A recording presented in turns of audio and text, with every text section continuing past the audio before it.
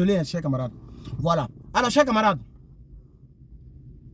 est-ce que vous savez qu'il y a une alliance, c'est-à-dire l'accord qui a été signé, au sein de cet accord figure une alliance antiterroriste. Ça, c'est très bon. Je pense que c'est ce que la CEDEAO devrait faire. C'est ce que la CEDEAO devrait faire. Leur force en attente là. La force en attente là. Attends, je ne comprends pas bien cette histoire là. Ah oui, c'est ça. Leur force en attente là. La CEDEAO devrait utiliser cette force là. Ok? La CEDEAO devrait utiliser cette force là pour aller combattre le terrorisme. C'est la preuve que c'est un organe qui doit être dissous. Cette communauté doit être dissoute, chers camarades. Regardez les trois pays seulement. Hein. Le Niger, le Burkina et le Mali. Dans l'accord qui a été signé hier, on m'a envoyé les tests de cet accord. Au sein de ces tests-là, il y a une alliance antiterroriste des pays du Sahel. Donc, c'est une alliance qui a été signée pour aller contre tous les terreaux. Parce que quand tu dis le mot là, YouTube peut me fatiguer, donc je vais les appeler terreaux, tout court. Vous voyez, cette alliance va contre les terreaux. Je vais vous lire le test. Voilà, je vais vous lire le test. Sahel, l'alliance antiterroriste des pays sahéliens. Le Burkina Faso, le Mali et le Niger se sont unis hier contre la menace terroriste. Et cela a été signé chez ses camarades. Cela, comme le test il est long, j'ai pris connaissance du test, donc je ne vais pas le lire pour vous, je vais juste, voilà. Donc vous comprenez, chers camarades, c'est très important. Et là, je suis encore content. Le Burkina, le Mali et le Niger ont renouvelé leur engagement à collaborer étroitement pour faire face à la menace terroriste aux frontières communes. Cette décision a été prise lors d'une rencontre qui a réuni... Désolé, je vais fermer ça. Ma voix porte tellement que il y a l'écho. Il y a l'écho. Ah, c'est maintenant l'appareil a été éteint. Vous avez entendu le bruit, non? C'est ma caméra là. Voilà, c'est maintenant elle est éteinte. Vous voyez, non? Voilà, je crie trop et les gens habitent juste à côté. Donc, voilà. Je préfère crier de la voiture. Si je vais baisser un peu. Le Burkina, le Mali et le Niger ont renouvelé leur engagement à collaborer étroitement pour faire face à la menace terreau aux frontières communes. Cette décision a été prise lors d'une rencontre qui a réuni les ministères des Affaires étrangères. C'est pourquoi j'ai fait une vidéo, peut-être que vous n'avez pas encore regardé, mais vous avez déjà regardé, où je me suis indigné concernant l'Algérie. L'Algérie envoie une délégation concernant le dossier du Niger et l'Algérie n'envoie pas son ministre des Affaires étrangères. Mais l'Algérie envoie un secrétaire. Je n'ai pas aimé la partie. Entends ici, c'est donc les ministres même qui se sont déplacés, chers camarades. Et c'est très important. Vous voyez? Donc, cette rencontre a réuni donc, les ministres des Affaires étrangères des trois pays. Ce 24, donc c'était hier, aujourd'hui est 25. Ce 24 août 2023 à Niamey, le capital de la du Niger, chers parents. Et ça, c'est très important. Olivia Ramba, ministre des Affaires étrangères du Burkina Faso, et Abdoulaye Diop, son homologue malien, ont rendu visite à leur homologue nigérien, Bakari Yaou Sangaré. Donc, Abdoulaye Diop, Olivia, et puis Bakari. Et ils ont signé un accord antiterroriste concernant le Sahel. Puisque les trois pays sont vraiment, je veux dire, collés, font face au même problème. Au même problème sécuritaire, chers camarades. Et donc, c'est dans cette optique que l'accord a été signé. Donc, l'accord qui a été signé hier, le 24, ne concerne pas seulement l'attaque en perspective de la CEDEAO. L'accord concerne aussi le fait de combattre les terreaux qui sont dans le Sahel. Je pense que cette mission, cette tâche n'incombe pas à ces 3 pays. Parce que cette tâche devait incomber, voilà d'autres qui marchent là-bas, et puis c'est un noir même pour mettre dessus. Cette tâche devait incomber, ok, à, comment on appelle ça, à la CEDEAO. Donc cette tâche n'incombe pas, disons, cette tâche n'incombe pas à ces 3 pays. Donc ces 3 pays sont dans leur droit de renverser les différents présidents. Parce que ce que la CEDEAO devrait faire, c'est ça que ces 3 pays sont en train de faire. Ce que la CEDEAO était censée faire, c'est ça que les 3 pays-là sont en train de faire. Donc ces 3 pays ont eu raison. Je ne sais pas si vous comprenez où je vais en venir. Ces 3 pays ont eu raison de renverser leur précédent chef du pouvoir. Parce que ces gens faisaient le travail contraire au travail que la CEDEAO devrait faire. Or, ces présidents, c'est-à-dire Bazoum et c'est pas moi, Blaise Compaoré et ces conneries là, ces gens-là, devraient se battre pour que le peuple soit en sécurité, mais ce n'a pas été le cas. Même Dami Ba, quand il est venu, il a levé le treillis, il est allé saluer le monstre de l'Afrique de l'Ouest. Il est allé saluer le monstre de l'Afrique de l'Ouest. Et c'est ça qui a fait que Ibrahim l'a renversé. Donc vous voyez, ce ne sont pas des démons qui sont venus renverser des présidents élus soi-disant démocratiquement pour pouvoir user de leur treillis et puis prendre le pouvoir. C'est des gens qui veulent vraiment la sécurité dans le Sahel, au Sahel. Et c'est très important, chers camarades.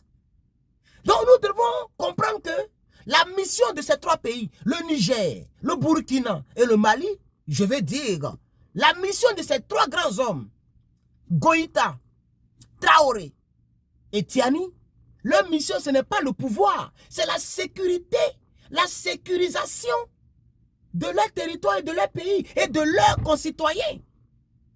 Donc, comme ces personnes ont le pouvoir, je veux dire, disons le pouvoir militaire, puisque ce ne sont pas des profanes, hein, parce que ça ne peut pas être facile pour un profane comme vous et moi de pouvoir enlever M. Bazoum. Vous voyez? Mais M. Tiani est un général. Mais ce que les gens oublient, avant d'être général, on est d'abord citoyen. Donc M. Tiani est un citoyen nigérien. Regardez sa récente déclaration. M. Tiani a cité ses aïeux. Il a cité ses parents. Il a cité des noms que presque personne n'avait encore entendu. Et les gens nous ont dit c'est les aïeux, les combattants, les troupes du Niger qu'il a cités. Tellement qu'il veut dire aux gens, ce n'est pas une histoire de général, des grades. On dirait qu'il est général 3 étoiles, je crois bien. 3 étoiles, mais je ne sais pas, il est, voilà. Mais c'est que c'est un général, c'est un général. Vous comprenez? Il a usé de son titre et de sa position dans l'armée pour renverser le France-Africain. Pour renverser celui que vous appelez Zumba. Il a renversé Zumba. Il a dit Bazoum, Zumba. Vous comprenez, chers camarades? Donc, aujourd'hui, moi, je comprends que les gens sont déjà en train de mettre en pratique leurs déclarations. Parce que quand vous écoutez les 3 déclarations de ces 3 personnalités, panafricaines, patriotes, démocrates, parce que c'est ça la vraie démocratie, c'est se diriger ou se soumettre à la volonté populaire. La preuve que Goïta a été soutenu par son peuple, c'est parce qu'il s'est mis du côté populaire. C'est-à-dire, c'est que le peuple veut. C'est s'est manifesté au Burkina Faso et c'est s'est grandement aussi manifesté au Niger. Vous comprenez? Donc, ces 3 grandes personnalités démocratiques, démocratiquement choisies, sont venues au pouvoir juste pour faire la volonté du peuple, pour apporter la sécurité. Donc, je suis content que l'accord qui a été signé hier, l'accord antiterroriste qui a été signé hier, je suis content que l'accord ne concerne pas seulement l'intervention militaire. Pourquoi? Et c'est avec ça que nous allons terminer. Pourquoi je suis content? Pourquoi je suis content que l'accord ne se termine? L'accord ne... Pourquoi je suis content du fait que l'accord ne se limite pas seulement au contrage, c'est-à-dire contrer l'intervention militaire de la CEDEAO. Parce que si l'accord s'arrêtait là, écoutez-moi très bien parce que maintenant on va en finir, si l'accord s'arrêtait là, ça pouvait peut-être mettre un peu de doute dans nos cœurs pour dire que les gens sont en train d'être solidaires juste pour leur nouveau fauteuil ils viennent d'avoir par les coups d'État. Vous voyez? Mais l'accord arrive jusqu'à la sécurité de ces trois pays. L'accord va jusqu'à déranger les terreaux qui sont dans le Sahel. Donc ça veut dire que les différentes déclarations qu'ils ont eu à dire, ils ont eu à faire, parce qu'ils ont fait des déclarations, les différentes déclarations qu'ils ont eu à faire au lendemain de leurs différents coups d'État, c'est-à-dire, est-ce que les gens appellent coup d'État? Moi, je peux nommer ça, je peux appeler ça une révolution panafricaine. Une nouvelle révolution panafricaine, oui. Donc, le NRP, la nouvelle révolution panafricaine, qui s'est manifestée au Burkina, au Mali et maintenant au Niger, les gens, les leaders de ces NRP, cette nouvelle révolution panafricaine, ont fait des déclarations. Et dans les déclarations, il y a des points communs. Ils ont eu à dire, ou ces autorités, elles ont eu à dire que les précédents présidents, ou les présidents déchus, que eux, ils ont arrivé au pouvoir, ne se souciaient pas de la sécurité de leurs différents pays. Donc, quand ces personnes arrivent au pouvoir, et que si elles menaient seulement des, je veux dire, si elles menaient des activités qui vont dans le sens seulement du pouvoir, garder le pouvoir, être au pouvoir, et oublier donc des activités sécuritaires concernant leurs différents pays, c'est qu'elles ne sont pas, ces autorités ne sont pas différentes des précédentes déchues. On est d'accord? Donc le fait que l'accord soit signé, maintenant aux États-Unis c'est quand même bizarre, hein? Tout le monde a des véhicules vitres teintés. Et ça, je n'ai jamais compris ça. Tout le monde a des véhicules vitres teintés. Bon, bref. Donc, le fait que l'accord est concerné aussi, donc, la sécurité de ces trois pays et le fait d'aller contrer les terreaux, c'est une très bonne nouvelle. Ça prouve que les gens sont venus au pouvoir pour faire ce qu'ils ont eu à dire dans les déclarations. Et que ce n'était pas des déclarations juste, ce n'était pas du folklore, ce n'était pas de l'ikbia qu'ils voulaient mettre dans les yeux de leur population. C'est-à-dire blaguer leur population pour attirer ces populations vers eux, pour permettre à ce que ces populations puissent les soutenir. Donc, ce n'était pas des discours qu'ils ne pensaient pas, auxquels ils ne croyaient pas. Donc, le fait que cet accord puisse concerner aussi donc, le problème du Sahel, l'insécurité grandissante, l'insécurité qui prend de l'ampleur au Sahel, cela prouve que ce sont des bonnes personnes. Et donc, je suis très content. C'est pourquoi je réalise cette vidéo. Chers camarades, je vais vous faire la lecture en bon français de tout ce que j'ai eu à dire dans cette vidéo. Sahel, l'alliance antiterroriste. Bon, la personne a dit il faut informer. Voilà le test pour bien comprendre. La deuxième partie de l'accord, bon, la personne a fait un petit truc plus comme on voit. Le Burkina, le Niger et le Mali ont renouvelé leur engagement à collaborer étroitement pour faire face à la menace terroriste aux frontières communes. Cette décision a été prise lors d'une rencontre qui a réuni les ministres des Affaires étrangères des trois pays le 24 août 2023 à Niamey, la capitale du Niger. Olivia Ruamba, ministre des Affaires étrangères du Burkina, et M. Abdoulaye Diop, son homologue malien, ont rendu visite à leur homologue nigérien Bakari Yaou Sangaré pour discuter de la coopération régionale dans la lutte antiterroriste. Cette rencontre a également permis d'organiser des sections de travail, des sessions de travail et des échanges fructueux avec le premier ministre nigérien, Ali Lamine Zein, comme l'a rapporté la télé Sahel.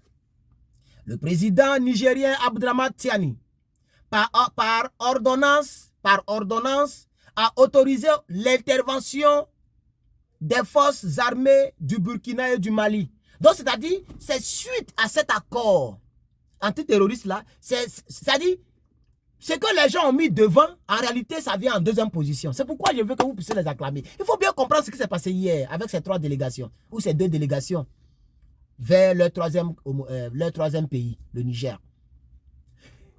Ils ont d'abord discuté le problème terreau, ok? Et après, maintenant, c'est à la suite de cela que le président Tiani a signé donc cette ordonnance qui autorise les armées burkinabèses, pardon, on dit de ne plus faire ça, les armées burkinabées et maliennes à intervenir légalement, constitutionnellement, vous voyez un peu, au Niger, lorsqu'il y aurait donc une probable attaque militaire.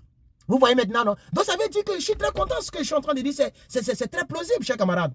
Je reprends la partie, parce qu'il faut bien comprendre. Le président nigérien Abdraman Tiani, par la suite, a signé une ordonnance qui autorise l'intervention des forces armées du Burkina et du Mali sur le territoire nigérien en cas d'agression, soulignant ainsi la détermination des pays à lutter ensemble contre le fléau terrorisme. Dans un communiqué conjoint émis à l'issue de la réunion, les 3 pays ont annoncé plusieurs engagements importants. Renforcement de la coopération dans plusieurs domaines. Donc ce n'est pas seulement au niveau militaire, l'attaque de la CEDEAO, et ce n'est pas aussi seulement donc au niveau, je vais dire, au niveau terreau, mais c'est dans plusieurs domaines que ces choses-là ont été donc dites, chers camarades. Voilà. Donc la coopération, c'est dans plusieurs domaines. Les pays se sont engagés à renforcer leur coopération dans divers secteurs, basés sur des partenariats ouverts. Cette initiative vise à promouvoir le développement économique et social de la région, renforçant ainsi la stabilité. Vous voyez, etc., etc. Le texte, il est un peu long. Donc, je vais m'arrêter là, chers camarades. Voilà, comme nous avons quand même fait plus de 15 minutes, je crois. Merci beaucoup à toutes les personnes qui auront compris.